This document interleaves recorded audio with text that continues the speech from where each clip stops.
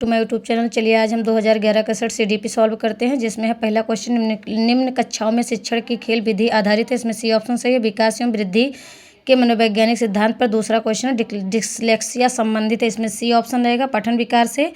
तीसरा क्वेश्चन है विशेष रूप से जरूरतमंद बच्चों की शिक्षा का प्रबंध होना चाहिए, इसमें ए ऑप्शन सही है, दूसरे सामान्य बच्चों के साथ। चौथा क्वेश्चन है कि अधिगम के प्रक्रम में अभिप्रेरण का महत्वपूर्ण स्थान है, तो इसमें डी ऑप्शन सही है, नए सीखने वालों में अधिगम के लिए रुचि का सृजन होना। उसके बाद पांचवा क्वेश्चन चलिए देखते हैं कि कक्षा 5 के न्यून दृष्टि वाले बच्चों को इसमें क्या ऑप्शन सही रहेगा, तो इसमें सी ऑप्शन सही है, कक्षा में समान रूप से बर्ताव करना चाहिए एवं ऑडियो सीडी के जरिए सहायता प्रदान करना चाहिए। फिर उसके बाद छठवां क्वेश्चन है सैमपट को शिक्षण सामग्री के किस समूह के अंतर्गत आता है, तो आप भी जानते हैं कि दृश्य साधन ये है। और इसमें दृश्य साधन में सैमपट भी आता है, मानचित्र, रेखा चित्र और मॉडल पेपर भी आता है। उसके बाद सातवें क्वेश्चन में देखते हैं निम्नलिखित में से कौन शिक्षण कुशलता से संबंधित है, इसमें उपयुक्त सभी प्रश्नों को हल करना, सैमपट पर लिखना और प्रश्न पूछना और प्रतिपुष्टि कौशल आदि। फिर उसके बाद आठवां क्वेश्चन देखते हैं कक्षा में जो विद्यार्थी प्रश्न पूछते हैं उन्हें लगातार प्रश्न पूछने के लिए प्रोत्साहित करना चाहिए। नौवां क्वेश्चन देखते हैं शिक्षा की किंडरगार्टन पद्धति का प्रतिपादन किसने किया था, तो इसमें फ्रॉबेल रहेगा। तो ये क्वेश्चन मेन इंपॉर्टेंट है, नौवां क्वेश्चन जो हर बार पेपर में पूछा गया है।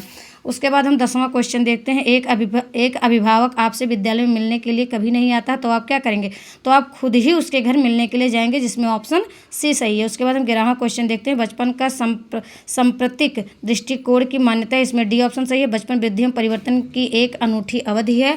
उसके बाद हम 12वां क्वेश्चन देखते हैं एक प्रमाणीकृत पठन परीक्षण लेने के लिए 5वीं कक्षा को प्रस्तुत करने में शिक्षक की अधिकाधिक परिश्रम दिया जाता है कि परीक्षण में आने वाले समान प्रकार के प्रश्नों के उत्तर देने के लिए छात्रों को अभ्यास कराना। उसके बाद 13 नंबर ऑप्शन है असंगठित घर से आने वाले बच्चा सबसे अधिक कठिनाई का अनुभव करेगा, जिसमें स्वतंत्र अध्ययन से। फिर उसके बाद इसमें आ जाते हैं 14 नंबर क्वेश्चन देखते हैं, जिसमें है आप देखते हैं कि एक छात्र बुद्धिमान है, तो आप उसके साथ कैसा क्या करेंगे, तो इसमें ऑप्शन सी सही रहेगा, वह जैसे अधिक प्रगति कर सकते हैं उस तरह से उससे अनुप्रेरित करेंगे। 15वां क्वेश्चन देखते हैं यदि कुछ विद्यार्थी कक्षा में अध्ययन की चिंता वृत्ति में नहीं है, तो आप उन्हें उनकी रुचि अथवा आप उनके विषय के अनुसार रुचिपूर्ण चीज़ें बताएंगे जिससे बच्चों को पढ़ाई में मन लगे। उसके बाद 16वां क्वेश्चन है वह स्तर जिसमें बच्चा किसी वस्तु एवं घटना के बारे में तार्किक रूप से सोचना शुरू करता हुआ कहा जाता है मूर्त क्रियात्मक अवस्था। यह आप जानते हैं कि जीन पियाजे से क्वेश्चन लिया गया है, जिनके 4 अवस्थाएं थे, जिसमें एक संवेदी अवस्था, पूर्व क्रियात्मक अवस्था, औपचारिक अवस्था और मूर्त संक्रियात्मक अवस्था, जिसमें ऑप्शन डी सही है। उसके बाद 17वां नंबर क्वेश्चन देखते हैं बच्चों के बौद्धिक विकास के 4 सुस्पष्ट स्तरों को पहचाना गया था, कौन सा है, जीन पियाजे द्वारा ये लिखा गया 4 अवस्था जिनके द्वारा बताया गया था। अल्पवयस्क बच्चों के अधिगम में अभिभावकों की भूमिका होनी चाहिए अग्र सक्रिय, जिसमें बी ऑप्शन से है। उसके बाद 19 नंबर क्वेश्चन देखते हैं बच्चों के संज्ञानात्मक विकास को सबसे अच्छे तरीके से कहाँ परिभाषित किया जाता है, तो आप भी जानते हैं विद्यालय एवं कक्षा में, बी ऑप्शन सही है। उसके बाद हम पहुंच जाते हैं 20 नंबर क्वेश्चन को, इसमें है कि विद्यालय द्वारा प्रश्न पूछना को अनुप्रेरित शिक्षण के लिए एक संकेत के रूप में विवेचित किया जाता है, जिसमें सी ऑप्शन सही है। उसके बाद 21 नंबर क्वेश्चन पे पहुंच जाते हैं कक्षा में विद्यार्थियों की रुचि बनाए रखने के लिए एक शिक्षक को उचित प्रश्न पूछना, जिसमें ऑप्शन डी सही है। उसके बाद 22 नंबर क्वेश्चन पे जाते हैं विद्यार्थियों को विद्यालय में खेलना क्यों उचित है, यह सहयोग एवं संतुलन का विकास करता है।